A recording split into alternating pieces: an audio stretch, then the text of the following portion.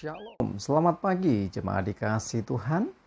Kembali kita berjumpa dalam renungan pagi. Mari pagi hari ini kembali saya mengajak kita semua untuk merenungkan firman Tuhan. Supaya melalui firman Tuhan hidup kita akan terus dibangun. Dan kita pun akan semakin bertumbuh. Diteguhkan dan dikuatkan dalam iman dan pengharapan. Sebab firman Tuhan adalah kebenaran. Firman Tuhan sumber kekuatan kita. Firman Tuhan juga yang akan terus menuntun kita dan bahkan menerangi setiap langkah hidup kita. Mari jemaat dikasih Tuhan, sebelum kita merenungkan firman Tuhan pagi hari ini, kita akan berdoa terlebih dahulu. Bapa di surga, kembali pagi hari ini kami datang ke hadirat-Mu.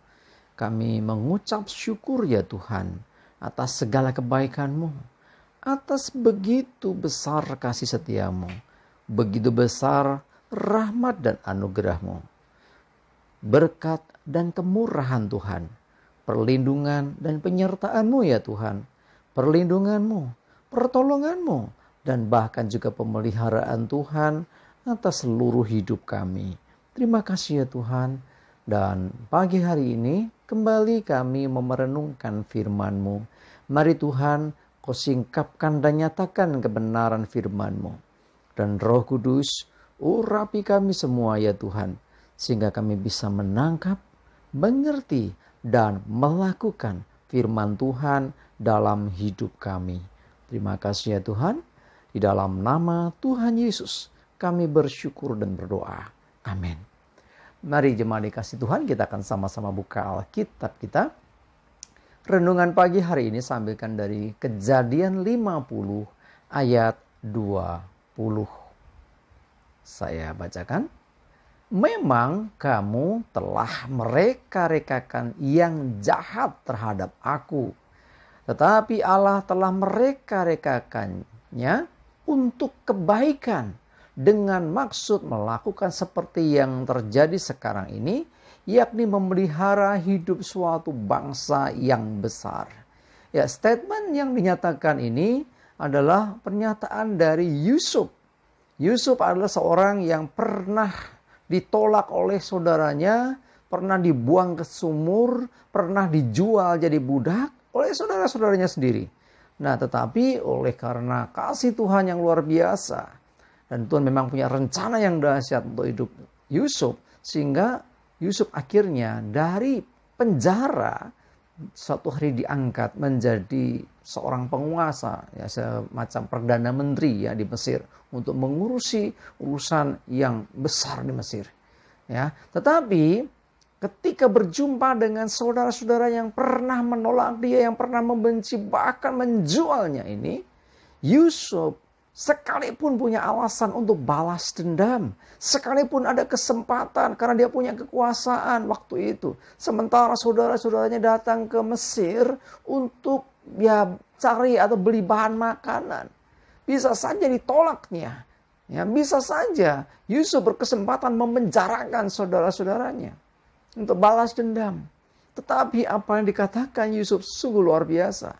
Dia berkata, memang kamu telah mereka-rekakan yang jahat terhadap aku. Iya, memang semua yang dilakukan saudaranya waktu itu adalah maksudnya jahat untuk menghancurkan hidupnya Yusuf.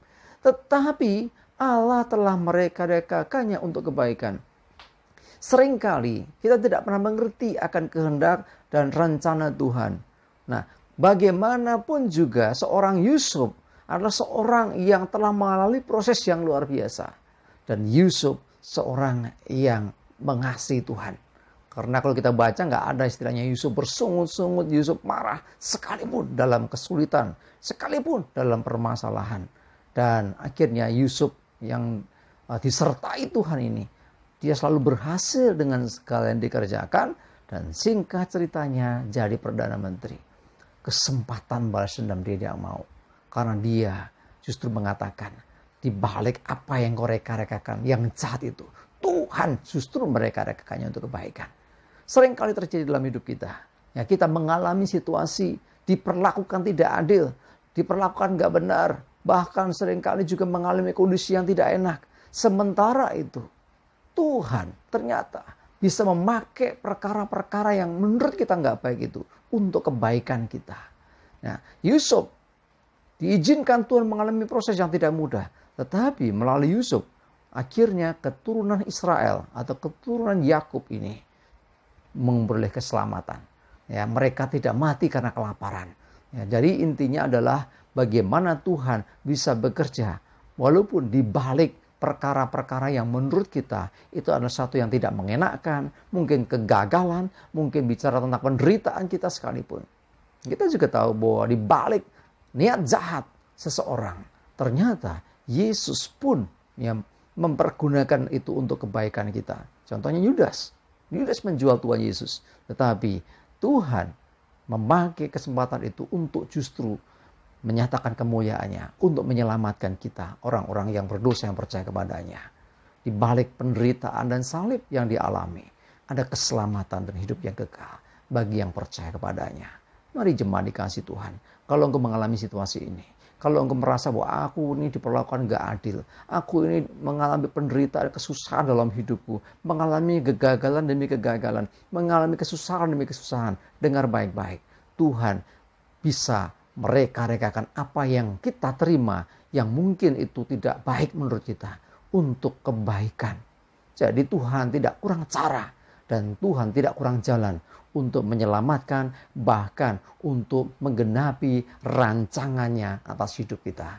Mari jemaat dikasih Tuhan, jangan hilang percaya, jangan goyah imanmu saat diizinkan permasalahan terjadi dalam hidupmu. Justru di balik apa yang tidak baik, Tuhan tetap bisa berperkara untuk menyatakan kebaikan dan kemuliaannya. Mari kita belajar dari seorang Yusuf yang mengalami proses yang tidak mudah itu.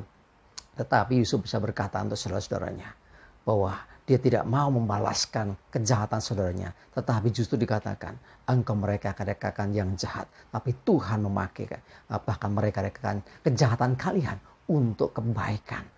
Mari di balik apa yang tidak baik, ada sesuatu yang baik sesungguhnya yang Tuhan kerjakan atas hidup kita. Amin, kita berdoa. Tuhan terima kasih kami belajar dari seorang Yusuf. Seorang yang mengalami proses yang tidak mudah. Ditolak, dibenci saudaranya. Tetapi akhirnya Tuhan menyelamatkan. Melalui proses yang panjang, penderitaan demi penderitaan. Hingga suatu hari engkau mengangkat dia. Dan hati Yusuf luar biasa, penuh kasih, tidak ada dendam, tidak ada benci. Sebaliknya, justru dia menerima saudara-saudaranya. Dan akhirnya keturunan Yakub selamat dari kondisi kelaparan yang melanda di belahan dunia pada waktu itu. Terima kasih Tuhan, kami juga menyerahkan hidup kami. Mohon senantiasa tuntunan Tuhan, dan jauhkan dari kami ya Tuhan segala celah mara bahaya. Damai sejahtera dan berkat-Mu atas kami semua. Dalam nama Tuhan Yesus kami bersyukur dan berdoa. Amin. Mari jemaat dikasih Tuhan, tetap semangat ya. Maju terus dalam iman dan pengharapan. Tuhan Yesus memberkati kita semua. Amin.